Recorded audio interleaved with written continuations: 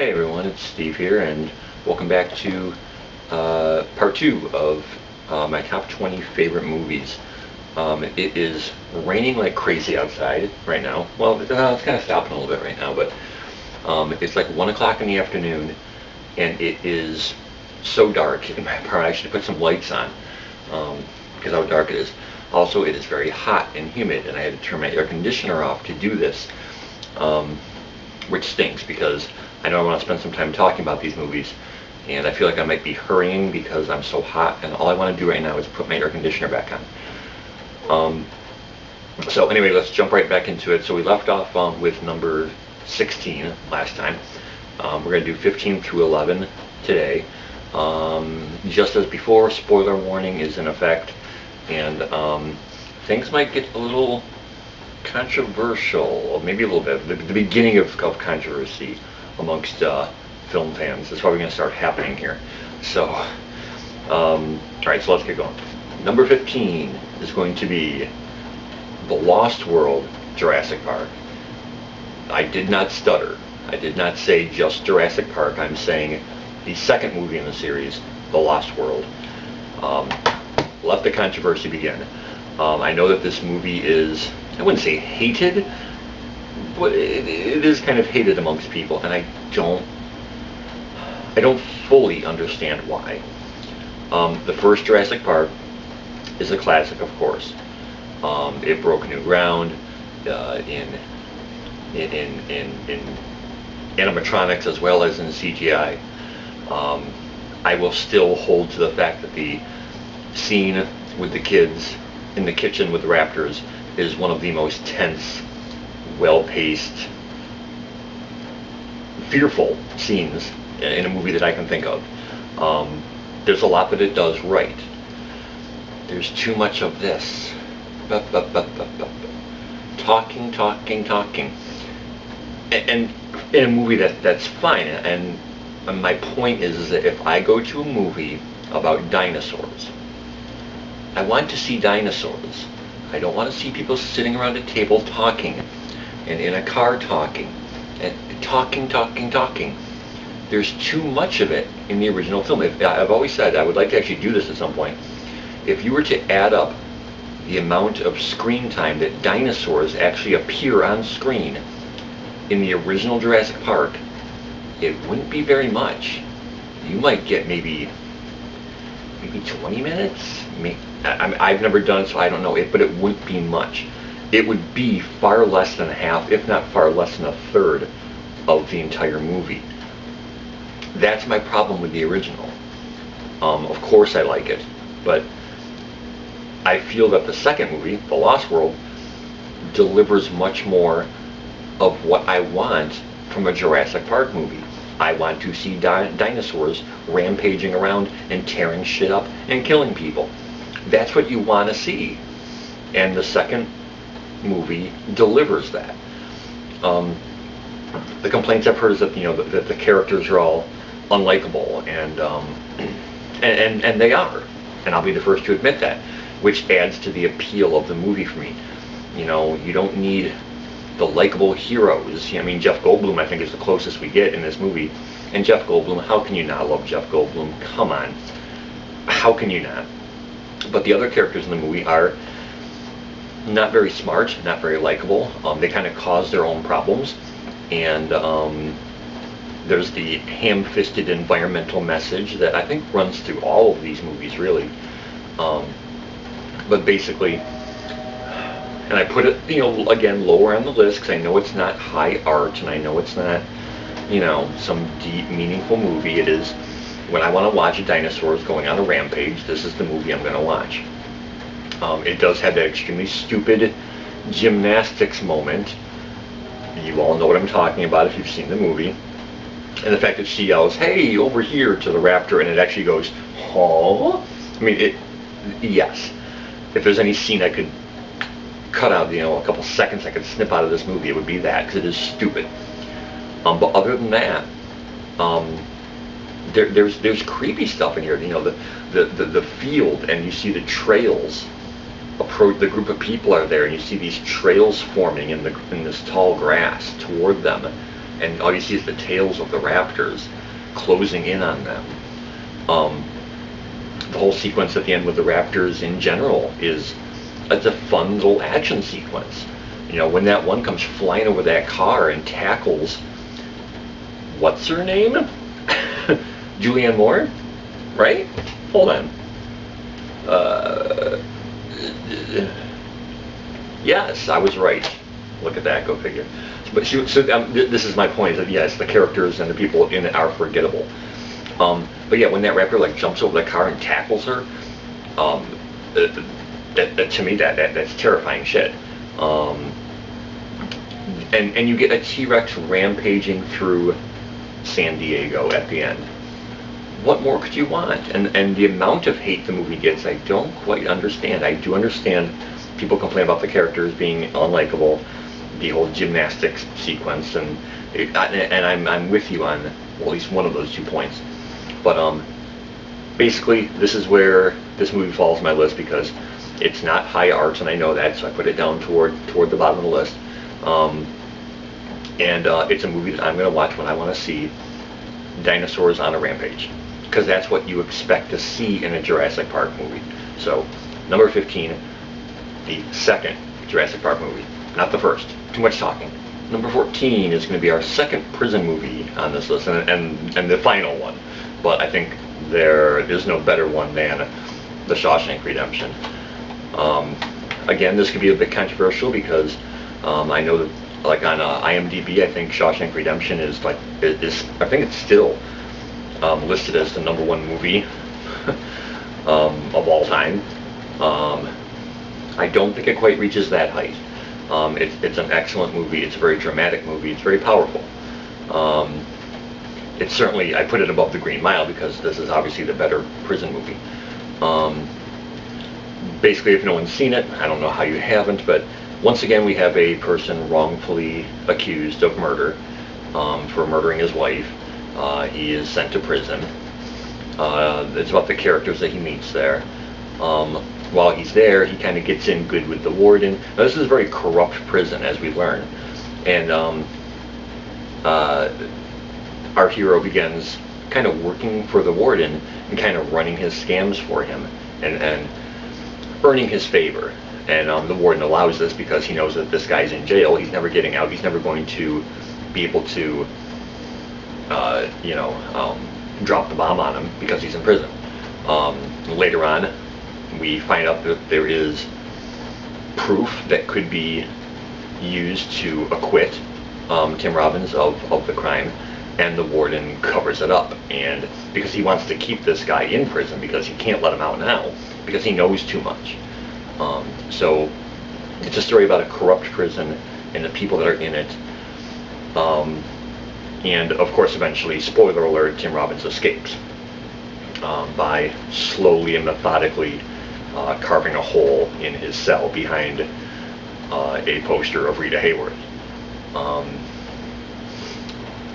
I feel, the reason I don't hold this up to the highest standard that others do is I feel it gets a little overly dramatic. The message of hope and whatnot is really kind of forced down your throat. It's a nice sentiment, to show the human spirit and whatnot in this, grim environment. But it's a little ham-fisted for me. You've got the amazing Morgan Freeman in here. Is there any more soothing voice on this earth than Morgan Freeman's? If there is, I don't think I've heard it. So Morgan Freeman is amazing in this, as he usually is in most things that he does. Almost kind of the narrator of the story. He is the narrator of the story. It does raise the question of, does the punishment fit the crime? We have an elderly inmate who has been incarcerated pretty much his whole life, and he finally gets released. And because that prison life and living in that environment for decades is all he knows, he can't cope with the outside world and commits suicide because he doesn't know how to live in the outside world. So you kind of wonder, does the punishment fit the crime? Even Morgan Freeman even says, they give you life, and that's exactly what they take. So that's a theme of the movie as well, that makes you stop and think. So it's beautifully directed, it's beautifully acted. I just feel that the message gets a little too, hey, look at it, this is the message, look at it. There's cheesy scenes that I understand the intent, such as when Tim Robbins plays the music over the loudspeakers for the inmates. It's the first time they've heard music in God knows how long, but it's overly dramatic the way that it's presented. And I'm pointing out negative things about the Shawshank Redemption. What is wrong with me? It is an amazing movie. It does deserve to be on anyone's top list. I just don't have it up as high as most people hold this movie. I highly recommend it. If you haven't seen it, I don't know how you haven't, but it's definitely worth checking out, because it is a story about hope.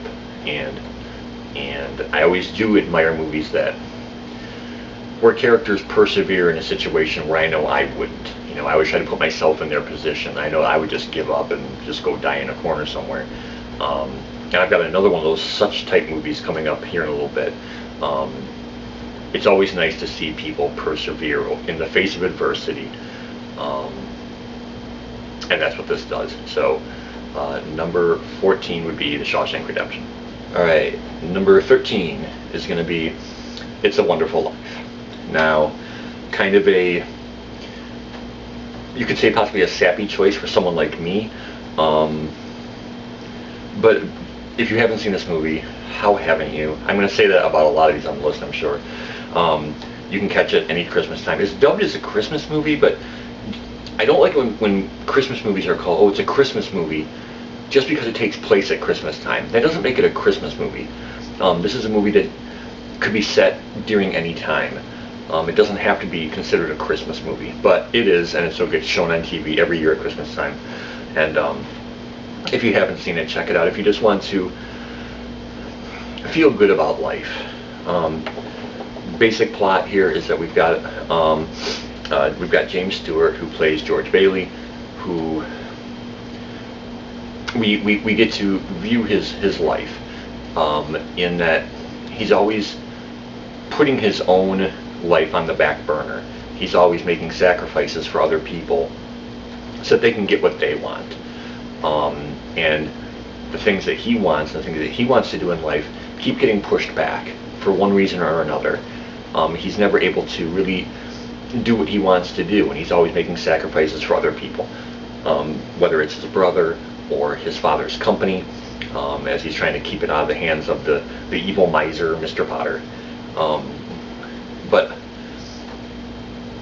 what's good about this is it's not just someone who's being a martyr, and because you see throughout the movie that he is starting to break down, and that he is sick of doing this. He's sick of not getting what he wants out of life.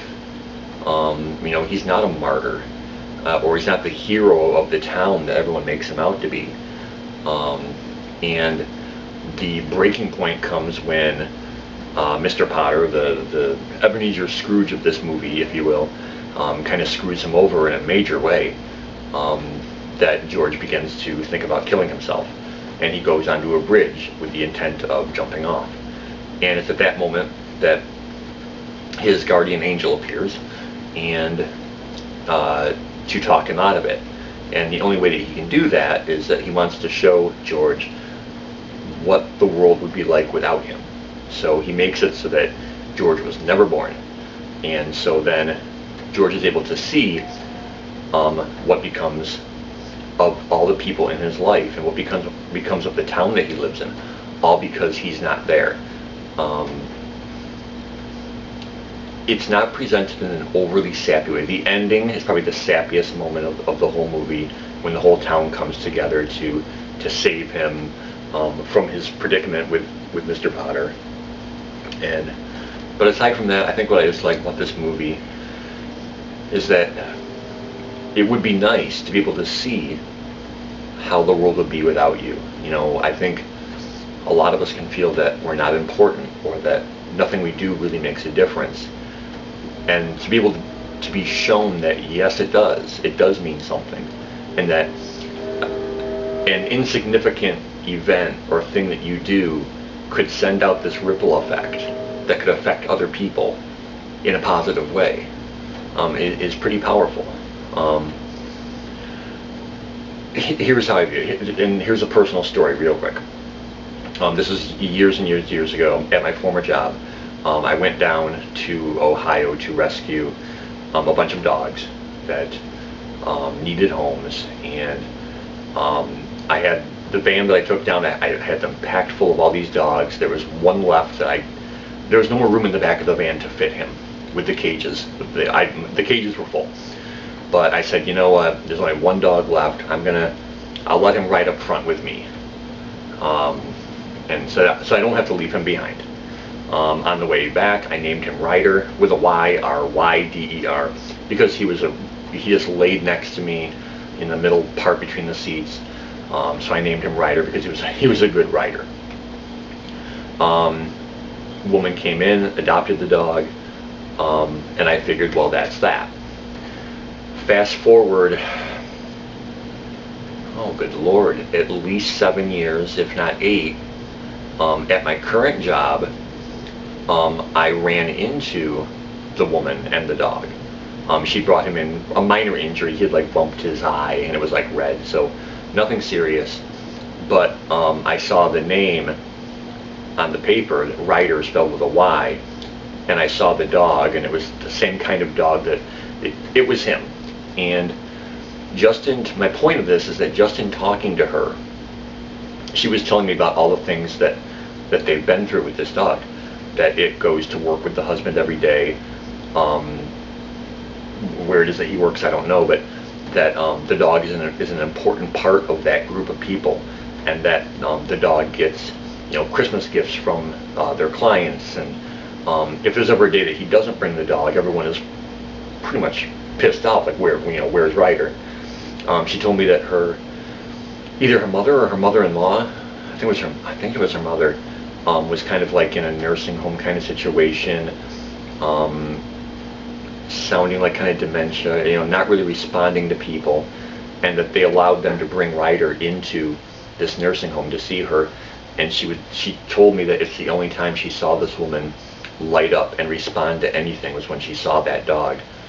My point of all this is that day, years ago, when I almost left that dog behind, but I said, oh, you know what, now put him in the front with me. I thought that was the most nothing thing. That act meant nothing to me at the time. And to find out years later that it did, that act had this ripple effect that has affected this family and these people in such a positive way, it made me cry. Because we don't often, I'm fortunate enough to have had that moment, because I think a lot of times we don't get to see the results of what we do or what we say. We just say it and do it and move on, and we don't get to see the effects of it. It's a wonderful thing, just like it's a wonderful life. So that's why this movie means something to me. It's that the character in this movie is shown just how important he really is, and the things that he has done are important. And is it sappy? A bit, yes. But it's a classic. Everyone should see it. That's just my personal story that I attribute to every time, especially now. I mean, I've always loved the movie, but over the past few years when I watch it, it means even more to me because of that experience that I had in my own life. And I highly recommend it to everybody. If you haven't seen it, wait till Christmas time. It'll be all over the place on TV at that point. Watch it then. So, number 13. I'm losing count of my numbers. Number 13 is It's a Wonderful Life. Okay, number 12 is going to be Groundhog Day. Groundhog Day. If you haven't seen it, the basic plot is that Bill Murray is a weatherman who's very bitter and angry person and not very likable in any way. And him and his crew have to go to Puxatawney, Pennsylvania for Groundhog Day, and that's where they bring the groundhog out to see if he sees his shadow, and you know all that. But what happens is that he goes to bed that night, and when he wakes up, it's the same day. And he has to relive the same day all over again. And this keeps happening and happening and happening. He keeps reliving Groundhog Day over and over and over. To the point where he even tries to kill himself repeatedly. And he will still wake up on the morning of Groundhog Day. I love this movie because it's a comedy, and it's one with an interesting concept, but it speaks to me on a whole different level in that I never know if I should say we, because I don't know if everyone feels the same way about things as I do, but I feel sometimes that I do the same thing every day. I get up, I go to work, I do the same thing every day. Sorry about that. Neighbors with their dog, whatever. I do feel like I'm doing the same thing every day. Going to work, doing the same thing every single day, coming home. It's very easy to view your life as the same as Bill Murray's in this movie. You know, that you are doing the same, you're reliving the same day over and over and over again. It speaks about the monotony of our daily lives. There's many mornings where I've woken up and I've been like, Groundhog Day, because that's what it feels like. It feels like you're doing the same thing again and again. It's a very funny movie. I'm not a fan of the ending. The ending kind of wraps everything up in a bow, and I don't like it when movies do that. So it loses points for that, but just the whole concept of what would you do if you were truly living the same day over and over, where every moment was exactly the same. Alright, I'm sorry about that. Real professional around here. There's just distractions, I'm sorry. So there's going to be an awkward edit in there somewhere. The last thing I want to say about Groundhog Day is, probably my favorite scene in the movie is Bill Murray and Andie MacDowell. She's asleep, and he just pours his heart out to her, but she can't hear it because she's asleep. It's just something that I have felt many times in my life, where there's things that I've wanted to say to people, but I just can't do it. And the fact that he chooses to do it at a time when the person he's talking to can't hear him, it is pretty powerful stuff to me. And it's something I've dealt with in my life. And when you've got those things that you want to say, but you just can't do it. And so Groundhog Day, it's a comedy. If you look at it on one level, it's just a simplistic comedy about a guy living the same day over and over again. But there's, if you look at it at a different level, there's much more to it. You know, he's trying to save people's lives. By the end of this movie, he's trying to save, like, this homeless man's life, and he can't do it because it's fated to be, it's meant to be. And there's things that he can't change about his predicament. Not just his predicament, but the predicaments of everyone around him. There's things he can change and does, but there's some things that he can't. So there's a lot going on in this movie rather than just a basic comedy. So it works on many different levels. Groundhog Day, check it out. Alright, and finally, for this video anyway, coming in at number 11, Oscar's going to join us. And he's going to approve of the movie Castaway.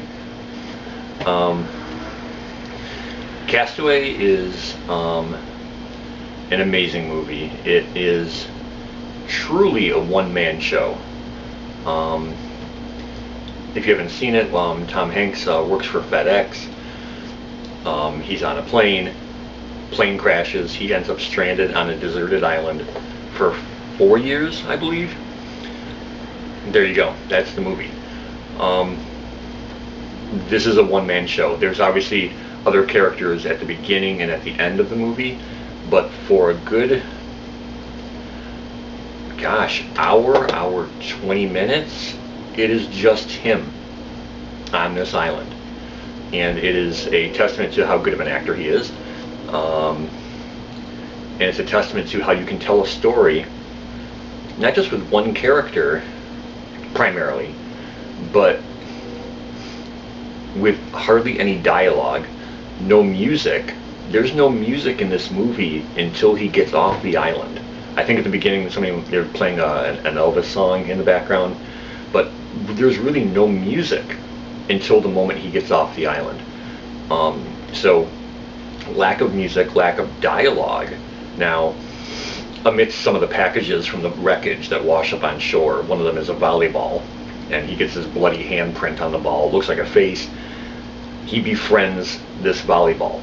I love movies where there's a concept in it that sounds silly or stupid, you know, that he's going to befriend a volleyball, and that's going to become his friend, and he's going to talk to it. It works. That's what's so... If any movie can make me get watery-eyed over a volleyball, that's pretty impressive movie making, in my opinion. The moment when he loses, he calls the volleyball Wilson. The moment that he loses Wilson is heart-wrenching. It's absolutely heart-wrenching, and it's a ball. It is a ball. That's good filmmaking. And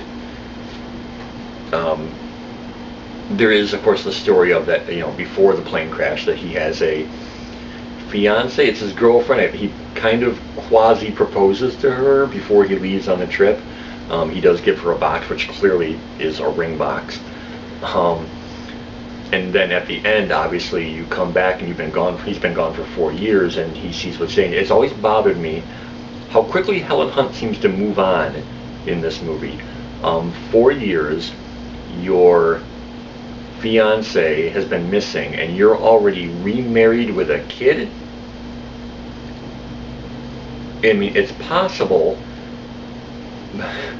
That seems like she moved on a little too quick for my taste, but aside from that, it is very touching for him to go back home after all these years, and how much has changed. And there's a moment where they have a party for him for his return, and the little things that are on the table, where he's like rubbing 2 sticks together back on this island to make a fire, how there's like a lighter, and he just flips the switch and the flame comes on.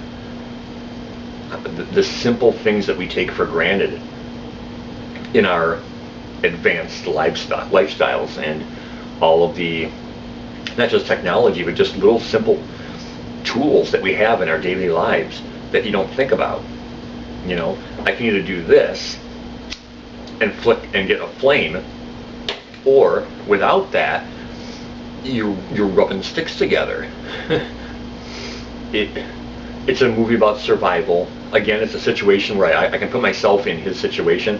I would just give up and lay down and die somewhere.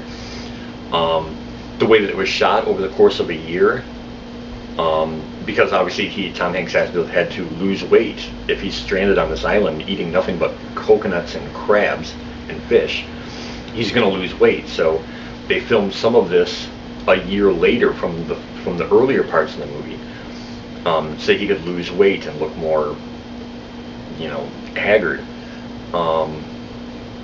It's another example of what I talked about before with CGI, where as long as it's subtle and it's not in your face, and this movie uses it, and I did not realize, with the exception of like the plane crash sequence, like you can tell that there's CGI there. I didn't realize how much was in this movie until I watched or listened to the director's commentary track on the DVD, and they're pointing out the CG shots.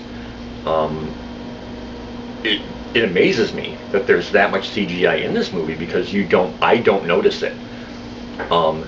Because you're so focused on this character and what he's going through, and the CGI just blends seamlessly into this world, where you're not. I'm not aware of it. Maybe I just wasn't. And that's a good use of CGI when the audience isn't aware that it's even there. It is a very touching movie. It's a very powerful movie. It's a very bold movie. Like I said, basically, for the majority of the runtime, you've got one actor, hardly any dialogue, him befriending a ball, and it all works, and it's touching and it's moving, and it probably belongs up even higher on my list, to be honest, but I'm going to leave it at number 11 where it is. And yeah, Castaway, check it out. Alright, so that's it for this one. I've got to put the air back on because I'm sweating in here. You can probably like see the sweat like on me, probably, if that's going to show up on the video, I don't know. But anyway, I got to put the air back on. It's so hot in here. So next time it's going to be, we're going to get into top 10 territory. We'll do 10 through 6 next time, where the controversy can continue. I still have time though to rearrange the order of some of these if I want to before that time. We'll see what happens. But until then, from me and Oscar, who finally made a brief appearance in a video for once, go figure, on his own without me putting the camera in his face. Everyone take it easy, have a good day, peace, and I will see you next time on this little top 20 movie experiment. I'll see you then.